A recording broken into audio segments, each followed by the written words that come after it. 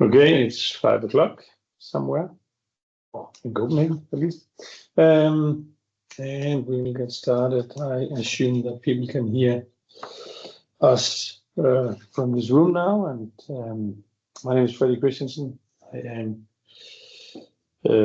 part of the ALGO for GitHub organization, and together with me in this room, I have Maria. Sorry.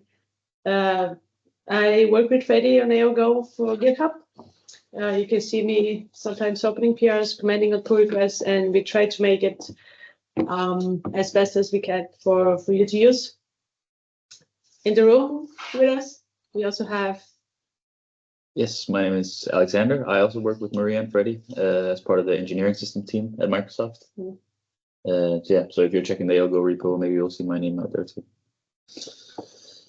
Very cool, thanks. So what we'll do in this call is we'll very quickly go through what's new since last time. So what's been checked into the ALGO repository, what's new functionality in ALGO for GitHub since our last call, that was the last Tuesday in January.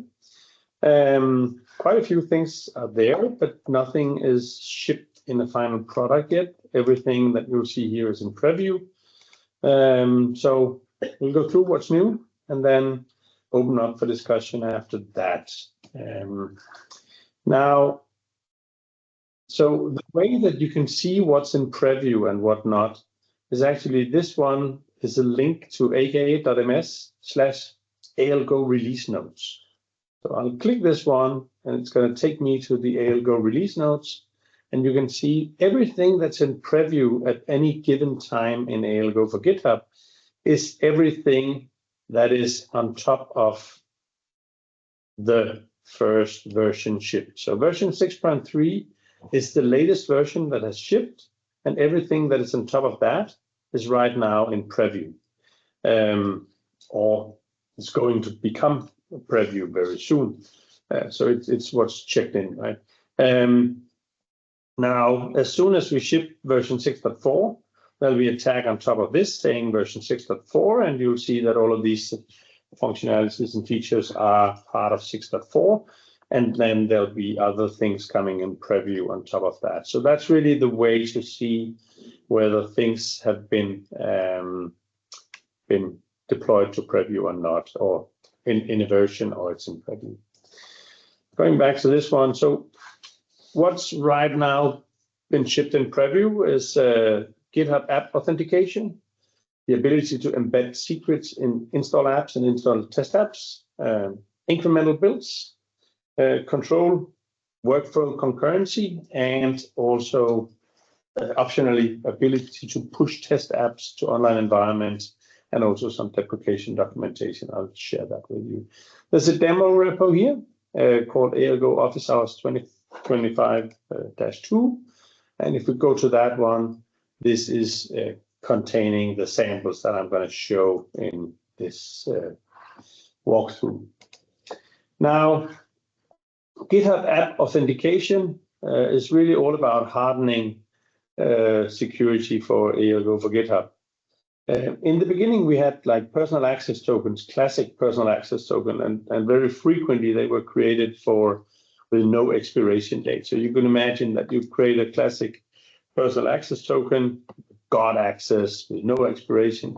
It impersonates the user that creates the token, has access to all the repository and organizations that the user have access to, and is used to authenticate API over basic auth. So the reason why this is a problem, because this probably has happened a lot, people are creating these tokens, is that if they ever are exposed, if they're ever like compromised, and you don't figure out that they're compromised, then somebody else had access to act like you in everything you own on GitHub, and that's obviously not very safe. Then obviously you can create shorter expiration dates, but there are other means of doing that. GitHub added fine-grained personal access tokens, which gave us the ability to limit which repositories they worked on, They still impersonate a user, but they could be scoped to one organization or select repositories in that organization. The resource owner would still be the person were like impersonated, and you could still create those with no expiration date.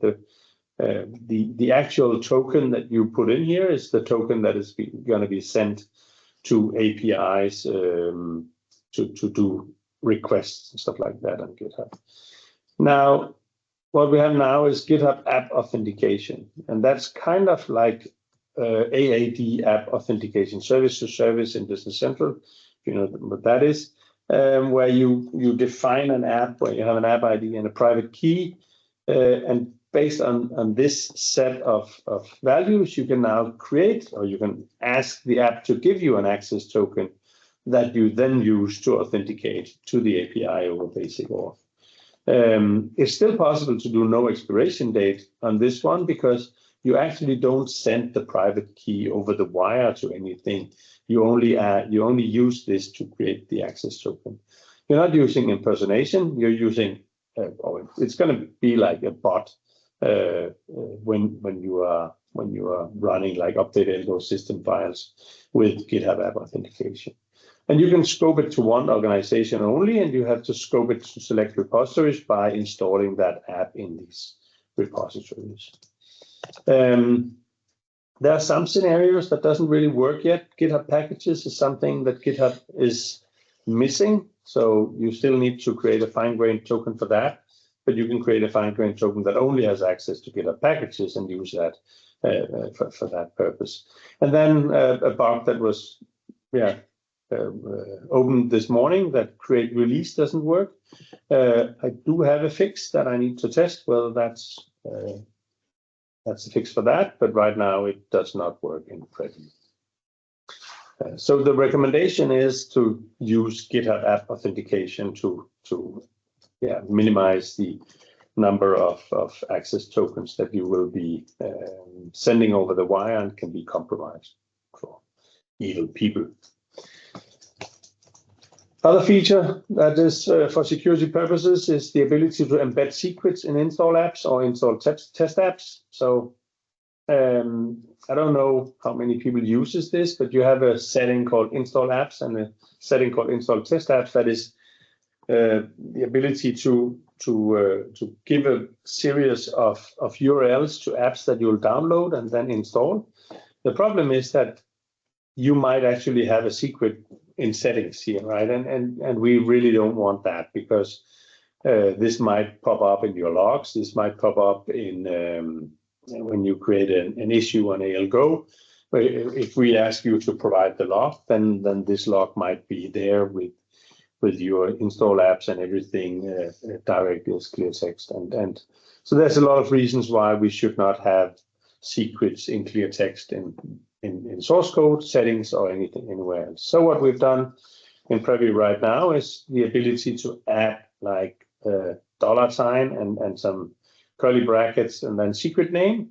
And then we will, whenever we use this URL, we'll read the secret and put that into this one. So there's an example here in the repositories on how to use that. So click that, and we'll see that here I have actually install apps as an array, and it's just going to be like the secret install apps. And that could be a URL to a zip file with a number of apps that I want to install in this repository. When we go into actual build, you will see that the install apps is not, the URL is not shown in the log. It's going to be shown which apps actually are installed, so the name of the apps will be there, but not the secret and the entire URL. Back to this one. Incremental builds is something that we talked to a number of partners during Directions EMEA last year, where we had like a private roundtable with 10 partners discussing what features they were using and what feature they were needing.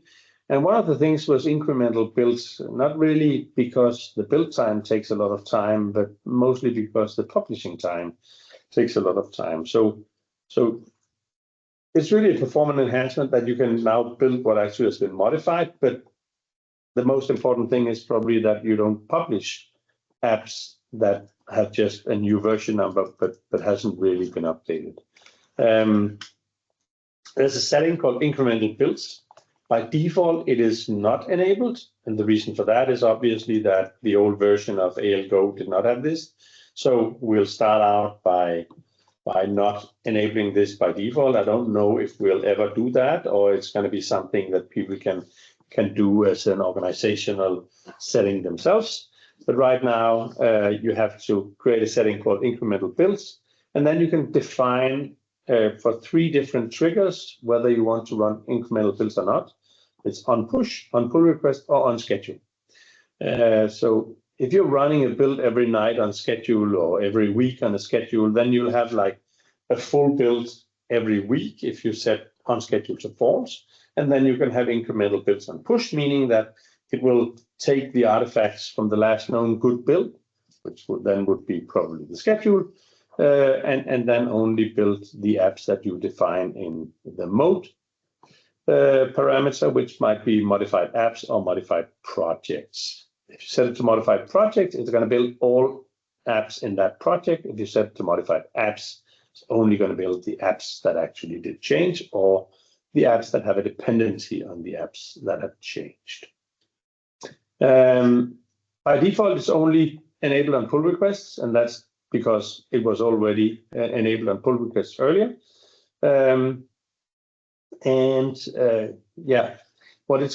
way that it works is that all builds are actually still complete. So you'll have all artifacts, but they'll have an old version number. So it's going to be copied from the last known good build whenever we do the build. So let's see an example of how that works in this one. So this, if we go back to actions here and have a look, we'll see that this build is going to have 3 jobs here. And this was done in 40 seconds, this one in 50 seconds, this one in 16 minutes, and this one in 12 minutes. So these 2 apps, the DK and the IT one here, was actually rebuilt. The other ones were not. So if we scroll down and have a look, we'll see that it finds out that the last known good build is this one. Let's click at that and have a look. We'll see that this is a complete build where all the projects have been built. Going back to the incremental build, we'll then see that the DK and the IT one was rebuilt. If we look at the artifacts down here, we will see that all artifacts are there, the W1s, the common ones, the IT and the DK. But if we look inside the W1 apps, if we download that one and click here, we'll see that this is actually version 1.0.26. And if we download the DK main apps that was rebuilt in this one, we will see that that has version 1.0.28. The artifact, the repo version number is the same on them all, but the actual apps have the version number of when they were built. And as such, when they try to publish those to an online environment, it will find out that these apps have already been published and no need to publish that. Besides the incremental builds, it's also recommended to set up a workflow concurrency if you're running with incremental builds. And what we can see here is that this build was the full build, the build that this doesn't have like incremental builds, that's a full build. And then I did a modification here. If we click this one, this commit, I did a modification to the Italian version. Let's go back. And then shortly after, a few seconds later, I did a modification here to the DK one. So then when I did the modification directly in the repo for the Danish version, it stopped the Italian build at 40 seconds and then restarted a new build for the Danish version and included the changes from the Italian version, obviously, and then rebuilt the apps that were changed since the last known good build. So that's the new behavior, figuring out what is the last known good build and changing whatever has changed since then, and the ability to set up workflow concurrency, which I already talked about. But what the workflow concurrency is a workflow specific setting, meaning it needs to be in for a specific set of workflows here in conditional settings, or in a workflow specific settings file that also are there. And the workflow concurrency is described very well in settings or in GitHub, where you will have the ability to differentiate whether you want to group on workflow or on workflow and ref, and whether you want to cancel in progress or wait for it afterwards. This is the recommended if you're running incremental builds. Another feature that was created since last time is optional the ability to publish test apps to an online environment. The reason for this is really the AI test toolkit and the other test toolkits that are. We are not at this point in time ready to like run AI tests on like CI/CD or automated. So what we'll do instead is we're going to prepare the online environment for running these tests, and then you can navigate to them and start the tests at whatever time you want. The primary reason for not running AI tests on every single build is a matter of cost, because it's not cheap to run these tests if you're running them on every single build. So what you have is a setting, two settings in the deploy to structure, one called include test apps in sandbox environment, and you set that to true. It will automatically deploy all your test apps and their dependencies to the sandbox environment when you are deploying your apps. You have the ability to exclude some app IDs where you can just specify the GUIDs of those, and then it will not include these apps. If you have a dependency to test libraries, which isn't supported online, we will not try to deploy that app. I just talked to the team that is working on the new version of test libraries, and they do expect in I don't know exactly. It's probably not going to be before April 1st, but it's probably going to be before October, that they have a new version of the test libraries, which actually can be installed online. It's going to be another app ID, so you have to change your reference from test libraries to something else. But then that app will be an app source, and it won't have the insecure functionality that were in test libraries that blocks us from being able to deploy that to online environments. Last is a list of deprecations. So we started actually in January to deprecate some functionality or change some functionality that required some settings changes. And what we have done is we've created this AKMS ALGO deprecations. You can click that and see what is expected to change over time. Changes to, in effect, after April 1st is the clean mode preprocessor symbols. Instead of using that, you will have to use conditional settings with build modes clean and then preprocessor symbols added here if you're using that. And two other that's going to be in effect after October 1st is the setting called always build all projects. Instead of that, you should just set the on pull request to false in incremental builds. And the setting where like the schedule and the workflow name is a dynamic setting key name will be changed to be workflow specific setting called workflow schedule. So some changes that will need to be done when you it doesn't have to be as soon as you update to the next version of ALGO, but just before October 1st, where we'll stop supporting the old setting. So you have time. With that, I think everything is there, and we should grab the questions. So I don't know if I can actually open the questions here so we can see the Q&A pane. in the meeting as well? Can we do that?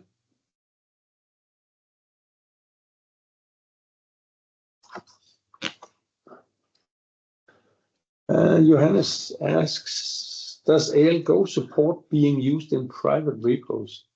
Yes, definitely. We create a fork of ALGO into an org that only supports private repos and deploys the template repos from a fork into private repos in the same private fork. Of course, we need to keep fork updated.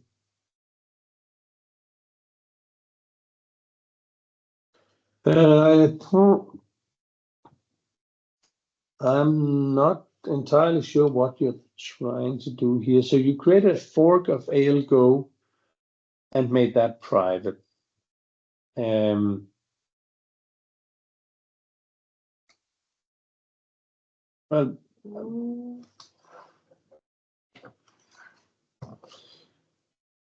I think it should work, but yeah, maybe we should take that one offline, Johannes.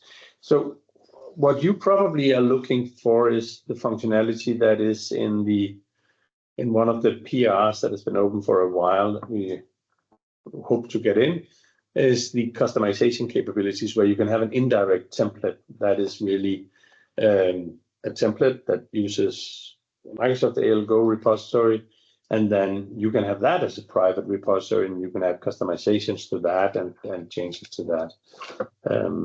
But yeah, create an issue, or maybe we should like set up a call where we can go through this in detail, and you can show us what you're trying to do, and we can figure out what that is.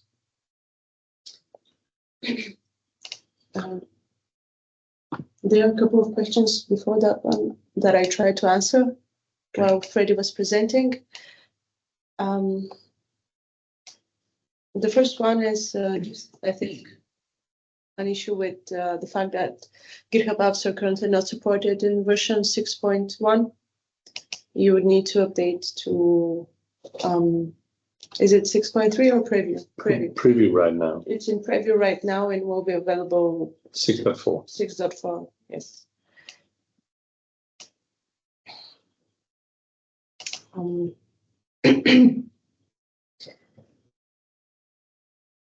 The other question was about how we find the last good build.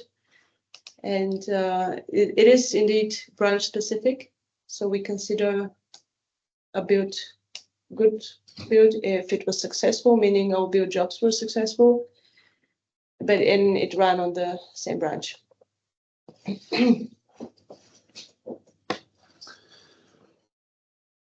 And there's a question, any chance to change the logic for release branches, release start, to look for releases? To use a release as a baseline, we haven't thought about this, actually.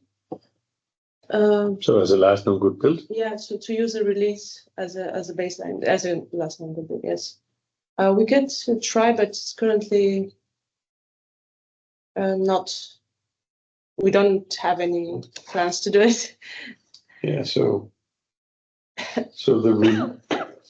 what it does right now is if you have a release branch, it's going to use the release as the previous version of that, and it's going to use like the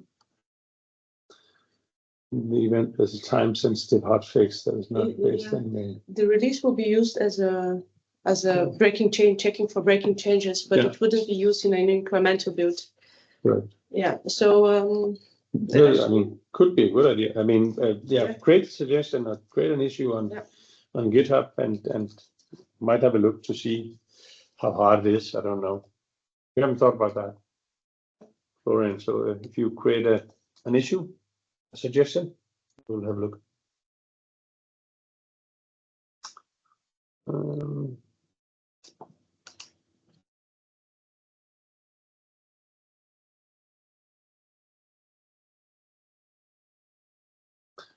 So there's a question on telemetry here. Since version 6.2 or 6.3, considerably less data is emitted via telemetry.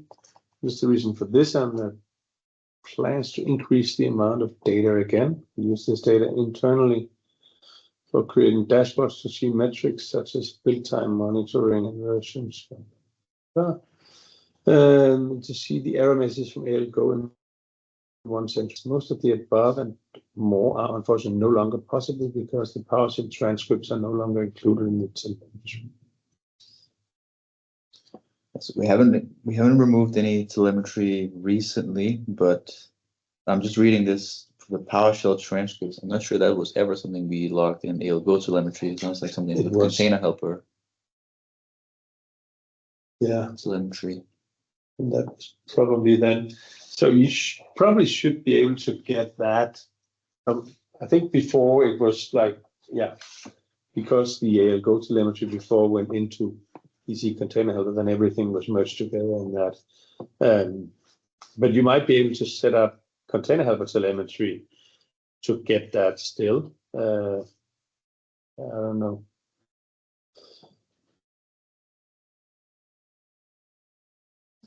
But I think you should get the errors message and stuff like that right now. Well, are they not? Yeah, I believe container helper was streaming quite a bit more. Yeah. But yeah, maybe we can take an issue on this, and then we can see if that's something we can enable, like having the old container helper telemetry as well. Yeah. If you create an issue on that, Florian, and then we can take a look at that.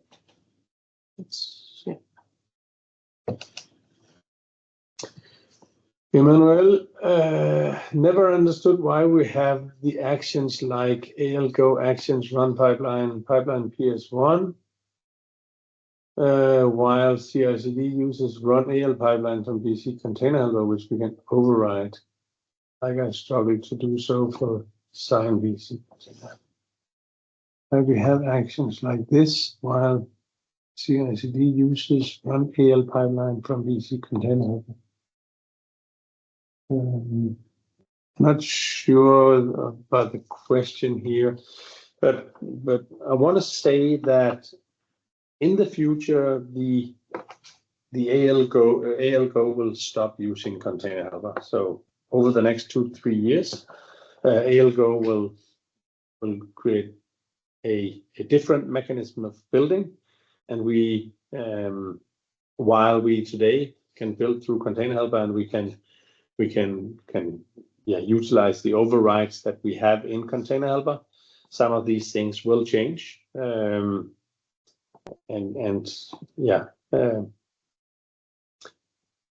not sure. Can you elaborate on whether it's a question or it's an issue that you're looking into?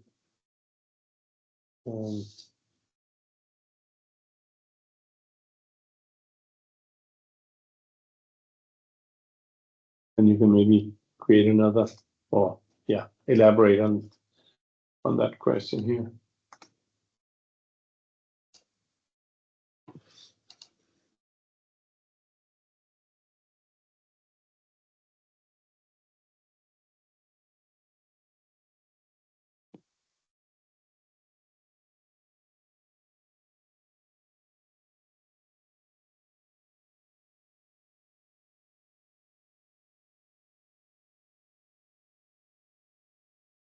Okay.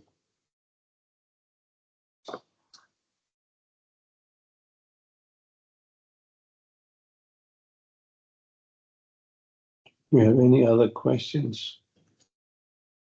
So I saw some of the people online. I know that Lars already uses the incremental builds. Maybe you can share how things are working with that.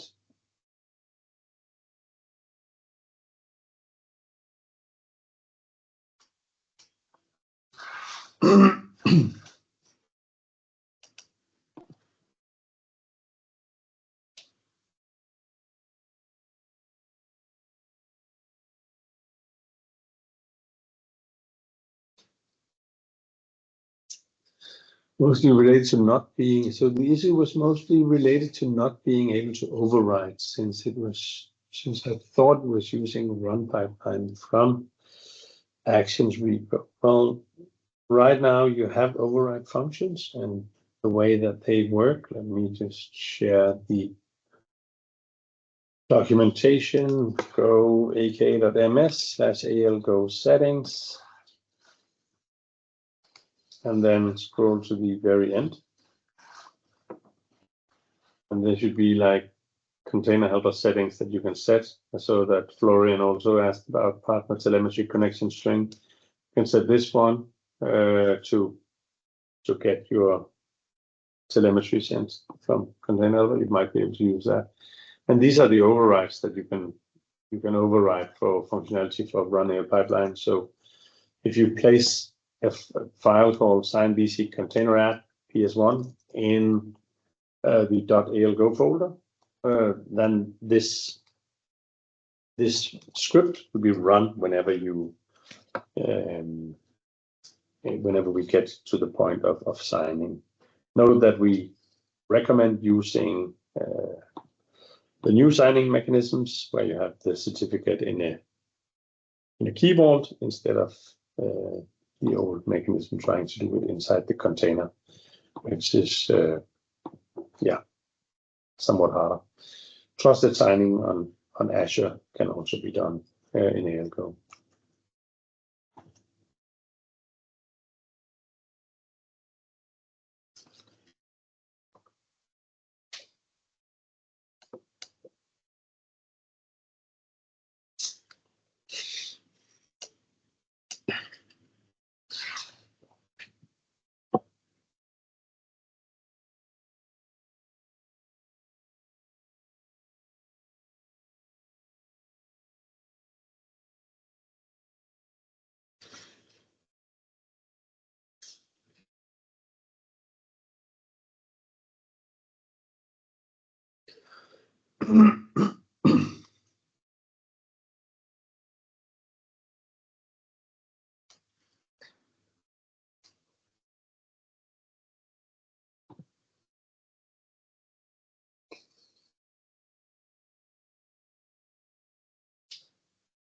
So other questions? Yeah, for people online, please use this time to share feedback, ask questions. If you're finding a particular process too difficult to understand, this is your time.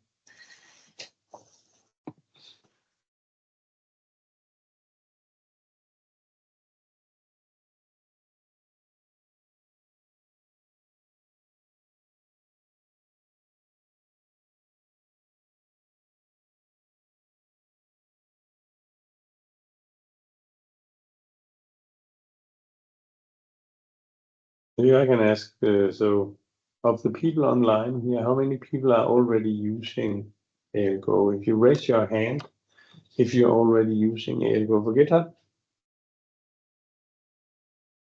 Okay.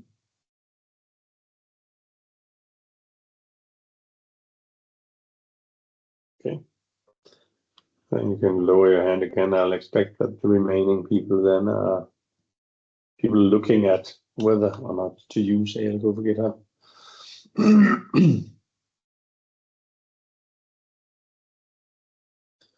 There's approximately 2,500 repositories we can see in telemetry that are using ALGO for GitHub, or that has been running workflows, and the majority of those are on the latest version. So we these are the things that we will be looking into from telemetry, that we can kind of see if people are updating and stuff like that. We cannot see who are updating or who not, but we can see statistics.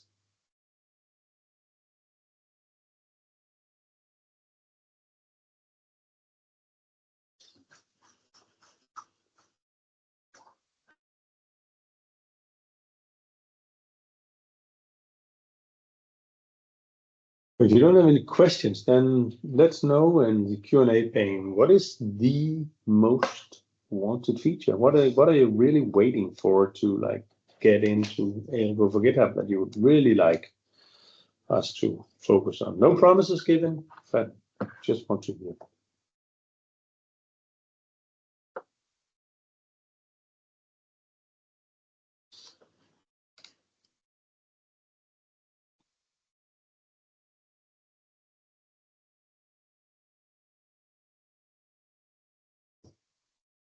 Using a custom-built CI/CD solution in Azure DevOps. This is somewhere to see a demo of full capability to motivate a change to GitHub. I don't think you will have like a somewhere, but I think the best solution is probably to go to the workshop.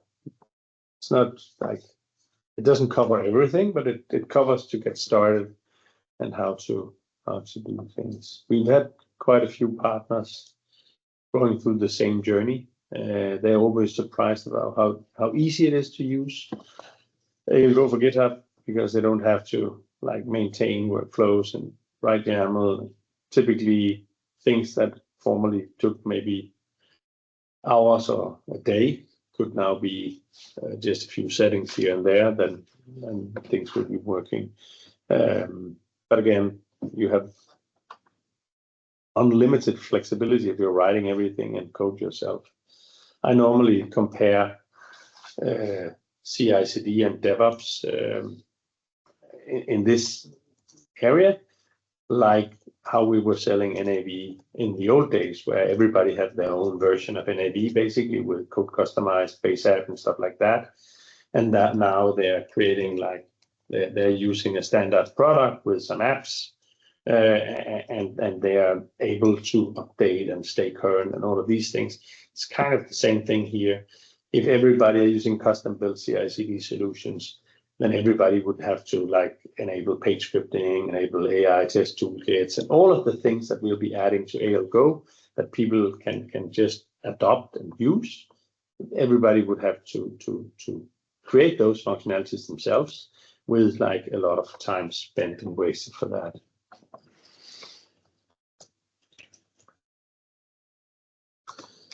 Florian says most wanted feature is creation of runtime packages. Yeah, heard that before. No surprise. Finn says it has to be easy to use. Yeah, we hope it is. Obviously, it's a different learning curve to use ALGO now.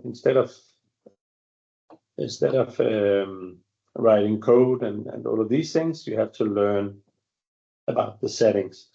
But you'll have ALGO on GitHub where you can ask questions, and there'll be us or other people who can answer these questions to help you find the right settings. Typically, if you're looking for some functionality that you think you need to code, yeah, go look and see if somebody else has been wanting that as well, and maybe there is a setting for that that you can utilize.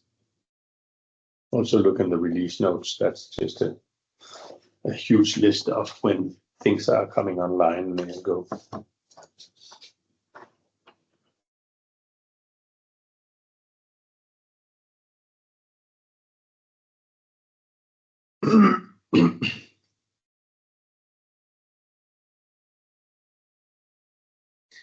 On the runtime packages, let me talk about that for just a few seconds. So I was originally waiting for the modern dev team or the developer tools team to create the functionality in the AL compiler to create runtime packages without the need to have all dependencies in full apps, but could utilize symbols of dependencies. It seems like they're not going to deliver that, so it seems like we have to create the runtime packages as we do now, meaning that really what we need to do is to create some workflows to automate this functionality, but you'd still have to have full apps of your dependencies. You cannot create a runtime package of something where you don't have the dependencies to be able to publish to a container and create the runtime packages for that. Is that going to be a problem for you, Florian? You can answer in your own issue there.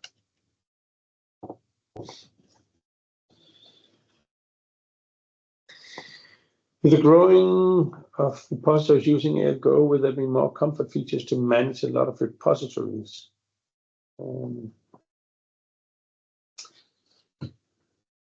Well, some of the things that we're looking into there is the customization capabilities, or the indirect templates, really, where you can create a template, like a template for your apps of a certain kind, where you can have the same a number of your repositories to utilize that as your template. That is one of the things. I know that there has been a few people who've created or working on creating like Power BI dashboards to look into these repos. I'm not sure if those are going to be utilizing telemetry, or they're going to be utilizing GitHub APIs. But if you can tell us about what comfort features you are thinking about here. Is it like yeah? Then let's hear about that.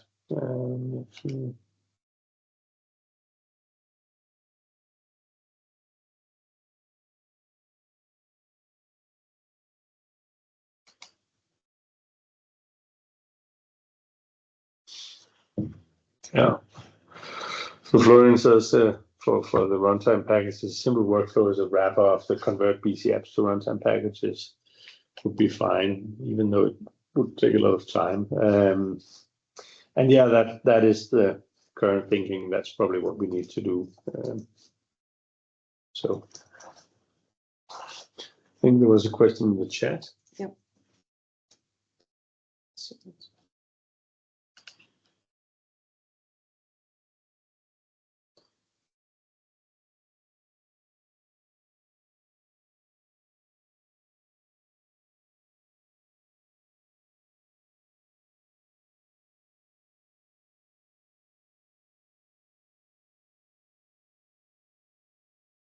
Someone says, after finally having a GitHub app instead of a PAT, can we also have a service connection to Azure subscription via federated like in ADO? We'd like to avoid having secrets as we do in Azure Credentials.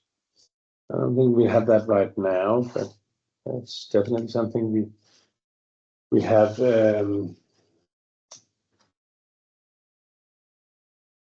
We did create support for federated credentials, but that still requires you to have the Azure credentials created, right?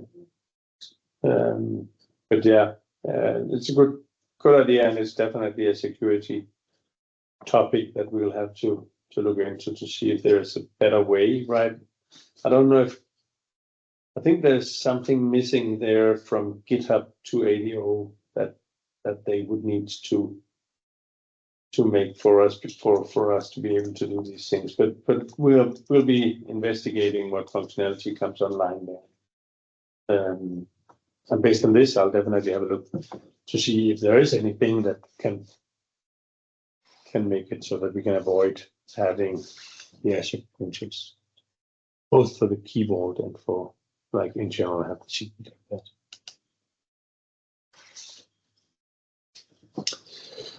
Lars is asking if we're planning to somehow expose runtime packages for app source apps. We cannot do that. So runtime packages is not a guaranteed. It's not guaranteed. You can unpack the runtime packages. You can find the code in there. You cannot find the AL code, but you can find the C# code.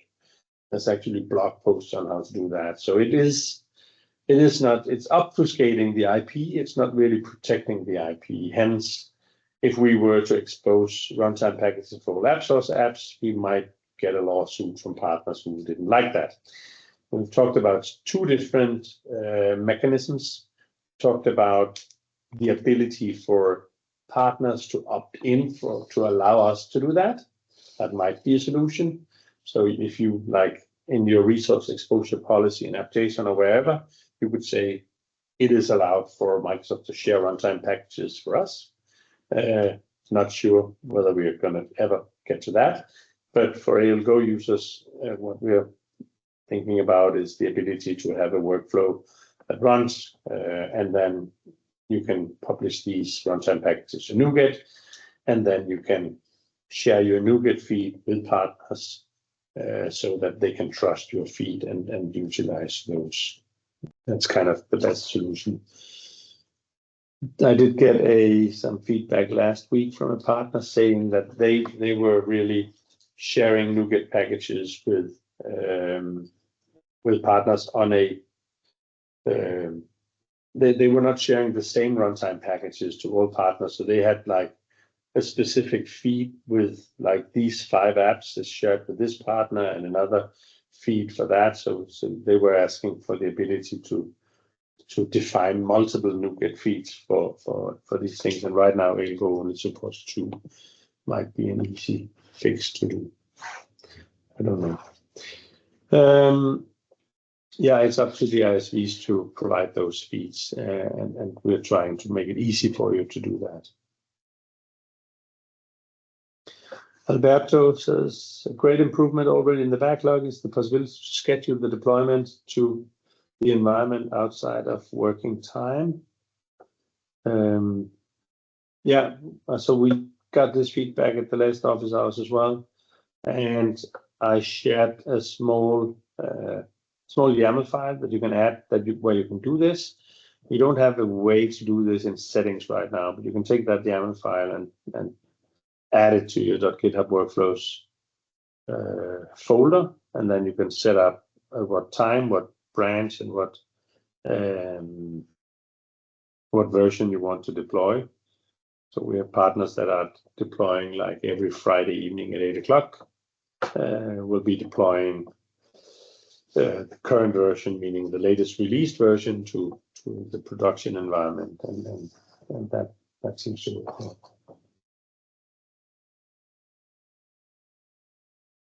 Pull request builds, Alexander, you want that? Yes. Are there any entry points to implement own additional pull request build checks? For example, the check for checking the Excel file is complete. I mean, I don't think it's something Algo really has to build into. No. I think you would have to write your own workflow. We do that in the PC apps repository. We also have some additional checks. I think something with the clean tags and obsolete tags. Let me share that workflow with you, and then maybe you can take some inspiration for how we did that there. But it's not something Algo supports, I believe. You can create as many as you want just by adding another pull request handler, right? Yeah. A workflow. Another workflow with target pull request or pull request and clean. Yeah, we don't really have examples for that, but it's just a GitHub workflow, yes.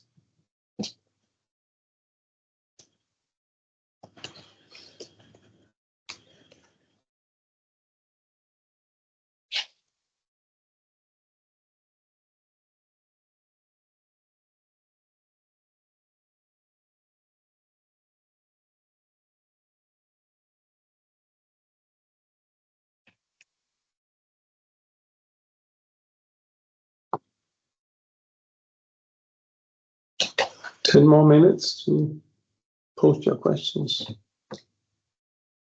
comments, or feedback.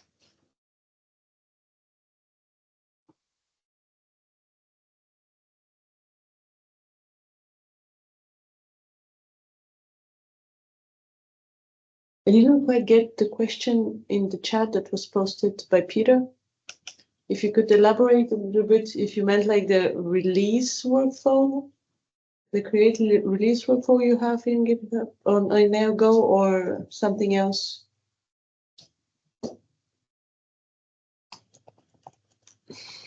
Is there a way to improve running time of pipelines? We experience running time to be about 20 minutes. Is there a way to doing caching?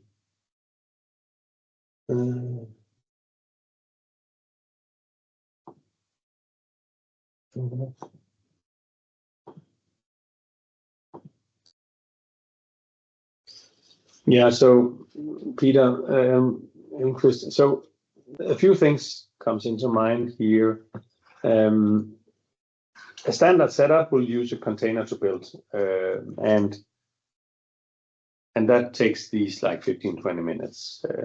We are looking constantly on ways to do that better, and we're looking at I have a task of documenting different ways of creating your repository project structure to be able to build fast and then only use a container when you actually have to run tests. So you can add a question in the Q&A to tell us whether you're using tests or not. If you're not using tests, you can just set the setting called use compiler folder to true and then do not publish apps to true. Then you will cut your build time down to like 3 or 4 minutes. But then you are not able to run tests. But the idea is that if you have multiple apps in a project or in a GitHub repo, you could build them all using the use compiler folder, and then you could test them all in a different project. So you like very fast figure out whether you have build failures and then run the tests in other places. We also have partners who are just building in their main repository and then running tests scheduled later, so that they're not like off. But it depends. All our repositories run full build, and we're running full tests in every single check-in. Another way to optimize that might be to run the tests in online sandboxes, which is not possible right now, but it's something we've been working on as well.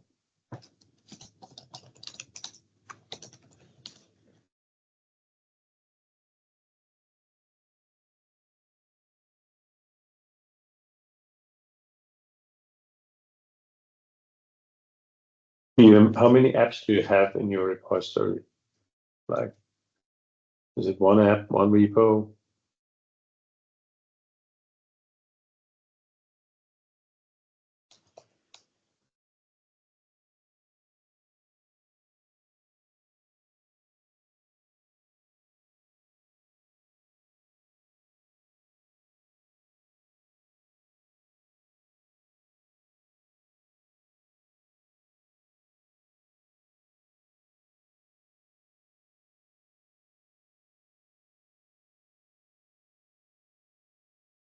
Map and one repo per customer, yeah.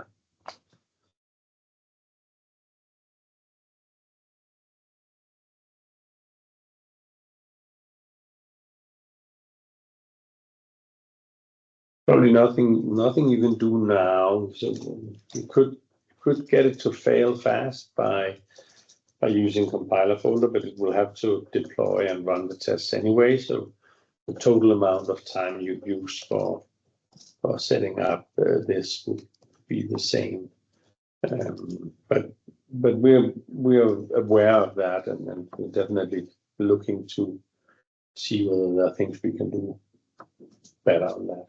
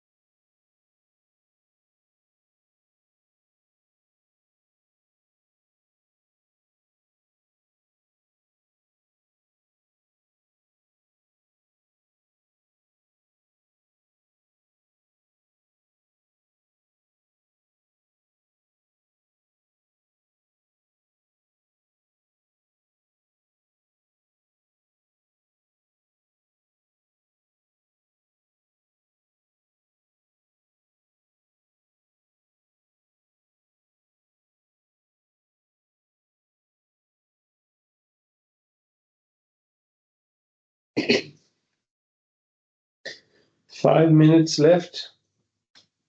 Are there any more?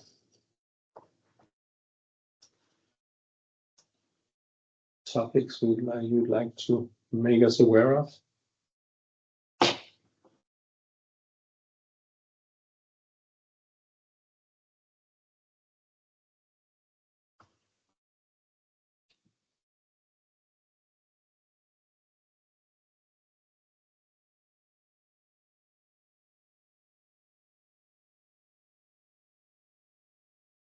Doesn't seem to be the case.